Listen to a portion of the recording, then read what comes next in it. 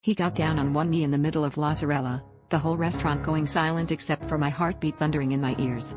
He held out the ring, my mother's ring, or so I thought, and the world seemed to shrink to just the two of us, until I caught a flicker of movement by the bar. His ex, lips twisted in a smug smile, phone aimed straight at us. That was weird enough, but then I saw her hand, the unmistakable, one-of-a-kind emerald ring my mom lost last year, glinting like an accusation. I froze, mind racing, while he waited for my answer. My mom's ring was supposed to be on my finger, not hers. The ex shot me a wink, and suddenly my stomach turned.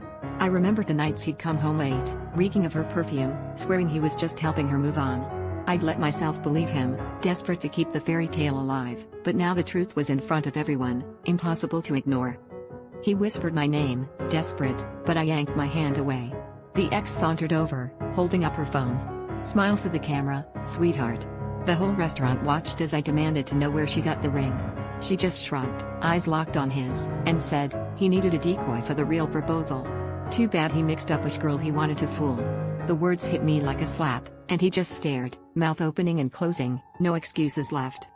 I walked out, leaving him on his knees and her with my mother's ring, every eye in the room following me. But what gutted me most wasn't his betrayal, it was the realization that I'd ignored every red flag, clinging to the idea of love over the reality of who he really was. The ring was never the promise, it was the warning, and I'd been too blinded to see it until it was shining on someone else's hand.